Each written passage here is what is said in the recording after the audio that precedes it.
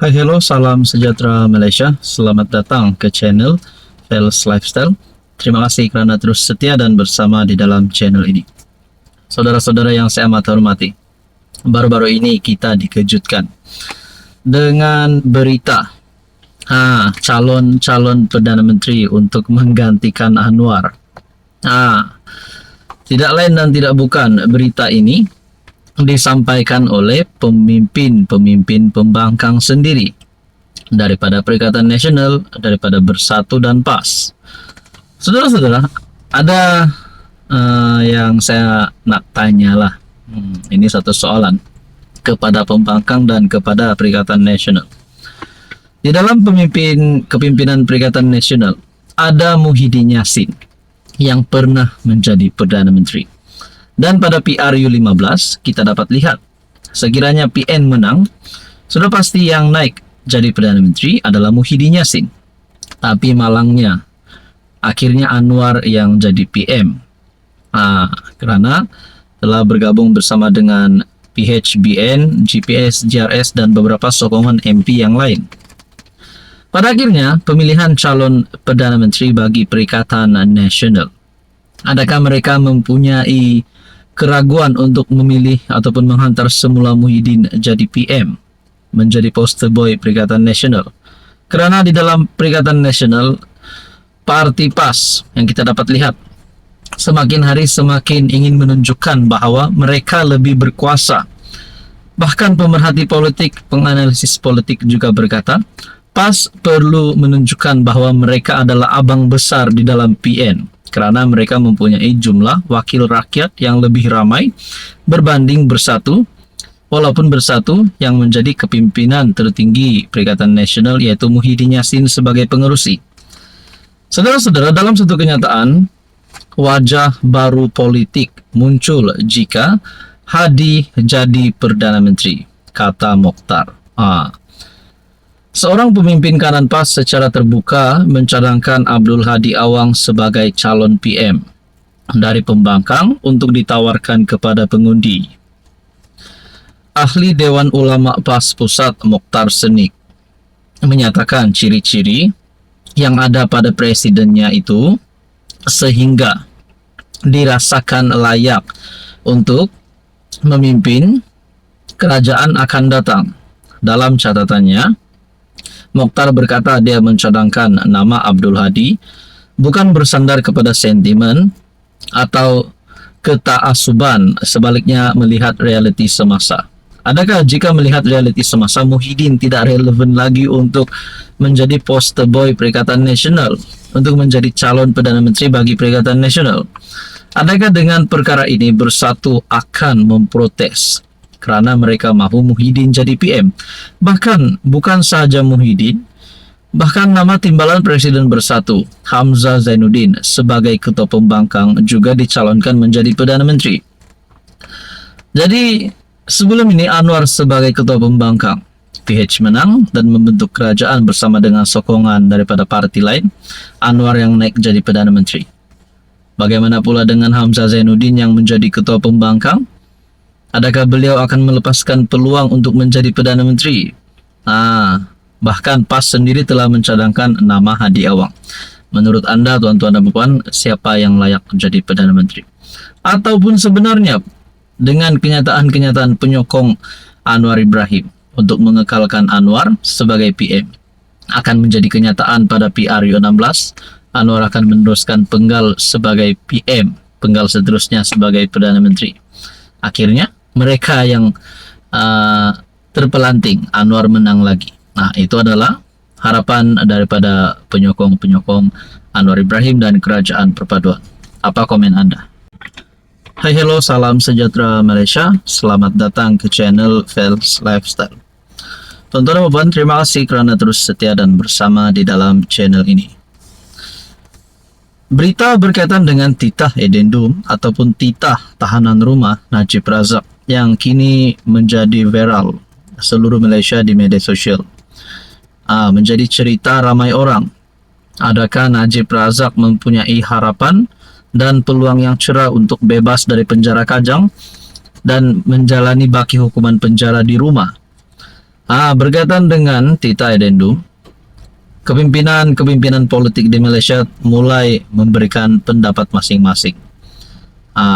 Pendapat negatif pun ada, sehingga berkata kerajaan dan Anwar menyembunyikan Tita Edendum. Tapi pada akhirnya kenyataan-kenyataan ini yang cuba untuk menjatuhkan Anwar dimatikan dengan kenyataan-kenyataan daripada kepimpinan kerajaan bahawa bahkan PMX sendiri ada membuat kenyataan berkaitan Tita Edendum. Jadi saudara-saudara, ini adalah keputusan terkini daripada AGC yang pasti mengejutkan ramai. Edendum, permohonan gag order diteruskan hingga ada arahan lain. Kenyataan daripada AGC, Jabatan Peguam Negara, akan meneruskan permohonan mendapatkan perintah mahkamah bagi melarang mana-mana pihak membincangkan isu berkaitan Tita Edendum yang mengarahkan Najib menghabiskan baki hukuman penjara di rumah. Menurut laporan Berita Harian, Peguam Kanan Persekutuan Samsul Bolhassan berkata, permohonan mendapatkan perintah larangan gag order itu akan diteruskan sehingga ada arahan sebaliknya.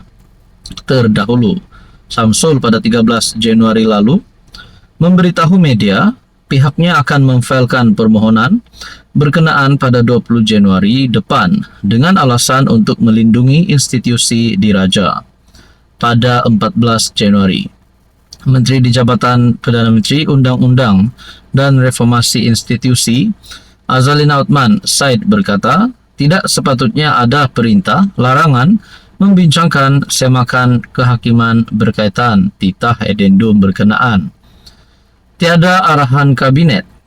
Jurucakap Kerajaan Fahmi Fadzil mengesahkan bahawa kabinet tidak membincangkan keputusan AGC untuk mendapatkan perintah larangan mengenai perkara itu.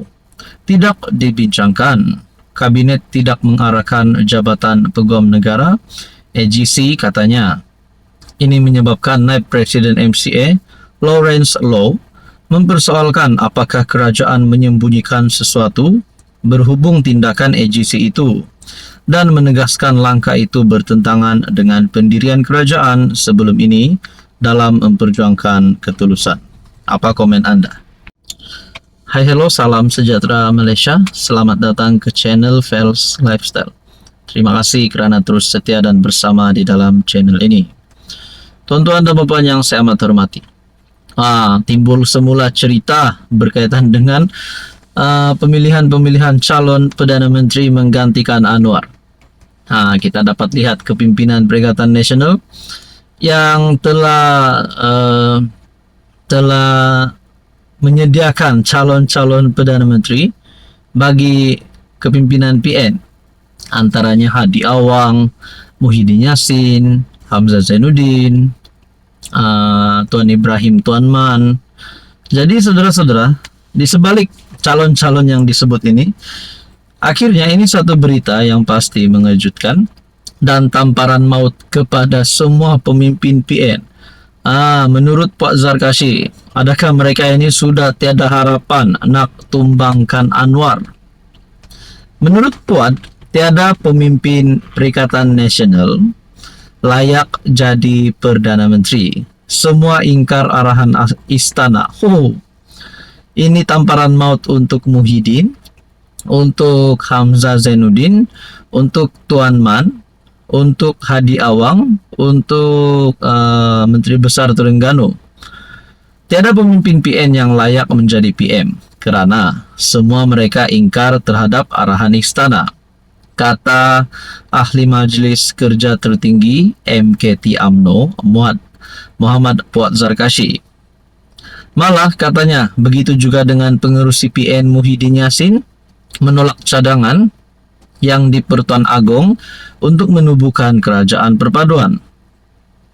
Wan Ahmad Faisal Wan Ahmad Kamal kata PN tidak ada masalah mencari calon PM untuk PRU 16. Syarat utama ialah calon itu mesti ada hubungan baik dengan istana. Kalau begitu, semua pemimpin PN tidak layak. Mereka ingkar nasihat agung, jangan mengadakan perhimpunan di Istana Kehakiman 6 Januari lalu. Apatah lagi Muhyiddin. dia menolak nasihat istana agar sertai kerajaan perpaduan.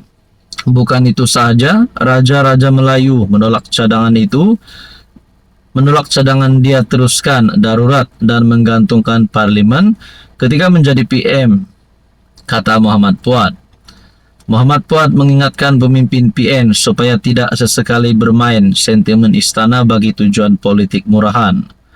Malaysia kini melaporkan Wan Ahmad Faisal berkata, PN tidak mempunyai masalah untuk mencari pemimpin dari parti gabungan itu bagi dijadikan calon PM menjelang PRU akan datang.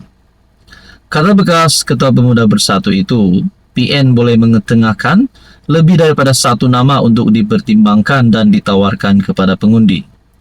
Wan Ahmad Faisal menjelaskan, seseorang pemimpin yang ingin dicalonkan sebagai PM mestilah mempunyai hubungan yang baik dengan pihak istana. Justru katanya antara pemimpin PN yang boleh ditonjolkan ialah Muhyiddin sendiri. Saudara-saudara, berkaitan dengan ini, tamparan hebat, tamparan padu buat